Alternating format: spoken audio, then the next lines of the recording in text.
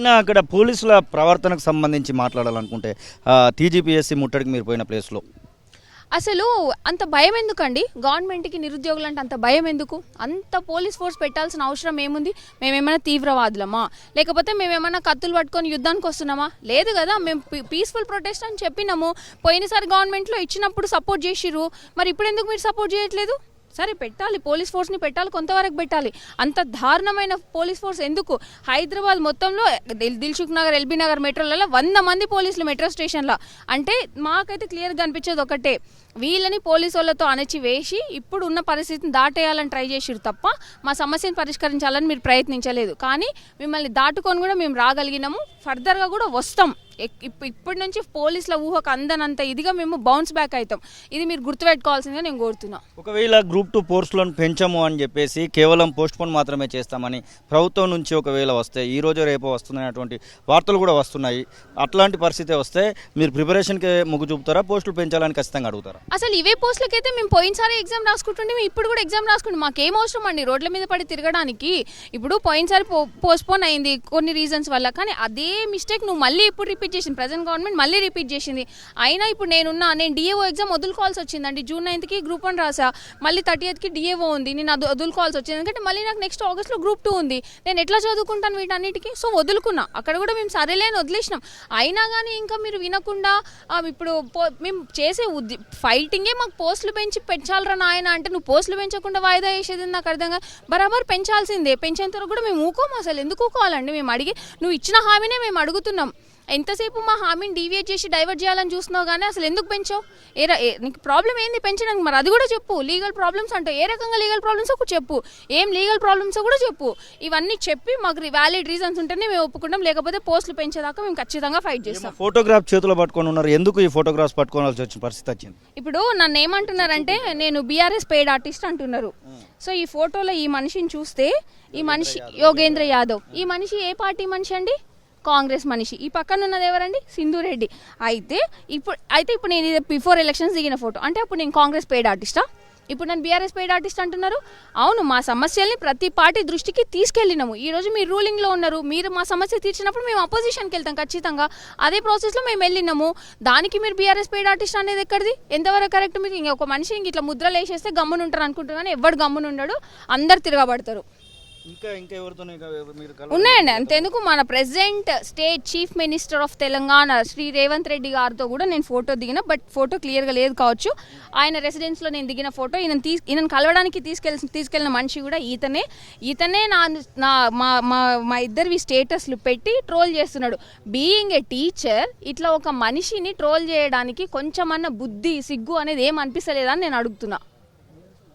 ఇప్పుడు ఉన్నటువంటి వాటిలలో మీరు కేటీఆర్తో కలిసినటువంటి ఫోటోలు కూడా కనబడతా ఉన్నాయి. కేటీఆర్తో మీరు కూర్చొని మాట్లాడినటువంటి టీ హబ్లో కూర్చున్నటువంటి కొన్ని కూడా కనబడతా ఉన్నాయి. అప్పుడు ఎందుకు కేటీఆర్ని కలవాల్సి వచ్చింది? మొన్న కూడా మీరు కేటీఆర్ని కలిసినట్టున్నారు. ఎందుకు కలిసామంటే మేము టీ హబ్లో, అవును అప్పుడు కేటీఆర్ వాళ్ళు గవర్నమెంట్లో ఉన్నారు, మేము నిలదీసినాం సార్ని. కాదు, మేము అడిగినాం ఏమని, మాకు మీ వల్ల మేము ఇన్ని సమస్యలు ఎదుర్కొన్నాము, మీరు ఇచ్చే పరిష్కారాలు ఏంది మా సమస్యలే కానీ ప్రాసెస్లో మేము కలిసినప్పుడు మీరు రండి మాట్లాడదాం అన్నారు. వెళ్ళి మాట్లాడడం అది కూడా తప్పేనా? అప్పుడు వాళ్ళు రూలింగ్లో ఉన్నారు, మీరు కాకుండా బీఆర్ఎస్ వాళ్ళు గవర్నమెంట్లోకి వస్తే మా పరిస్థితి ఏం గాను? మీరు అందరు కాంగ్రెస్కి సపోర్ట్ చేశారు కదా, నేను మీకు చేయనంటే మా పరిస్థితి ఏమయ్యేవాళ్ళు ఆ రోజు?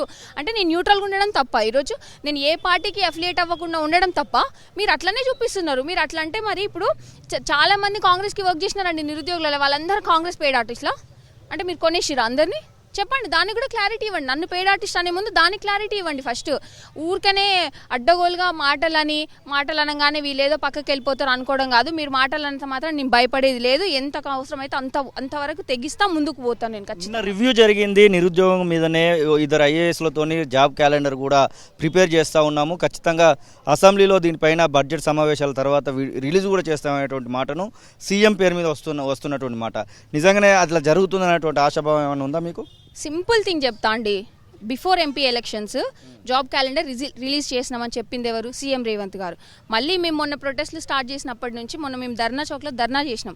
ఆ రోజు శ్రీధర్ బాబు ఏమన్నారు? త్వరలో జాబ్ క్యాలెండర్ వస్తుంది అని అన్నారు. తర్వాత అద్దంకి దయాకర్ ఏమన్నారు? 2 వారాల్లో మేము ప్రకటిస్తామన్నారు. మళ్ళీ మొన్న హెడ్లైన్స్లో 2 వారాల్లో జాబ్ క్యాలెండర్. మళ్ళీ నిన్న సీఎం గారు ఏమన్నారు? అసెంబ్లీలో చర్చిస్తామన్నారు. ఈ స్టేట్మెంట్లు చూస్తే సరిపోదా? మేము నమ్మొచ్చా నమ్మకూడదని మాకు ఆ క్లారిటీ వస్తుంది కదా.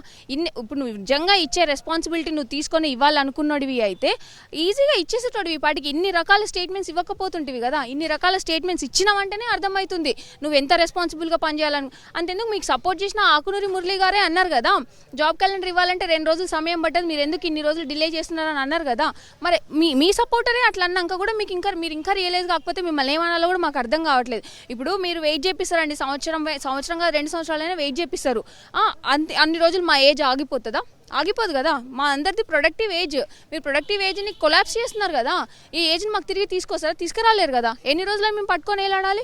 మాకంటూ ఒక స్కోప్ ఇవ్వాలి. మీరు మినిమం గవర్నమెంట్ సైడ్ నుంచి స్కోప్ లేకుండా ఎన్ని రోజులు డిలే చేపిస్తారు? ఇట్లా మీరు వెల్ఫేర్ స్కీమ్స్ డిలే చేసుకోండి, ఇంకేమైనా డిలే చేసుకోండి. ఇది డిలే అవుతే జరిగే నష్టం ఎంత ఉంటుందో మీకు తెలుసా? ఆలోచించాలి కదా ఆ నష్టాన్ని గురించి కూడా. అదేం ఆలోచించకుండా ఇష్టానికి మైక్ల ముందు స్టేట్మెంట్లు ఇచ్చేయడమే ప్రతి ఒక్కరు. కనీసం సైడ్ నుంచి రెస్పాన్స్ ఏంటి అనేది కూడా చూడకుండా ఎందుకు ఇట్లా అంత ఫూలిష్గా బిహేవ్ చేస్తున్నారు అనేది అయితే నాకు అర్థం అవ్వట్లేదు. ఇది పరిస్థితి. ఖచ్చితంగా మేము నిరుద్యోగులమే, మాకు సంబంధించినటువంటి విషయంలో మేము కొట్లాడుతూ ఉన్నాము. గ్రూప్ 2కు సంబంధించినటువంటి పోస్టులను పెంచాలనేటువంటి ఒకే ఒక కాన్సెప్ట్ మీద మాత్రమే మేము ముందుకు పోతా ఉన్నాము. మా వెనకాల ఏ పార్టీ లేదు. కావాలంటే నేను గతం నుంచి పోరాడినటువంటి పోరాటాన్ని కూడా చూడొచ్చు అంటూ సింధు అనేటువంటి అమ్మాయి నిరుద్యోగ అయితే చెప్తున్నటువంటి సందర్భం. కెమెరా పర్సన్ సతీష్తో శ్రీనివాస్, తొలి వెలుగు, హైదరాబాద్. అసలైన తొలి వెలుగు. ఫాలో వాట్సాప్ @తొలి వెలుగు అఫీషియల్.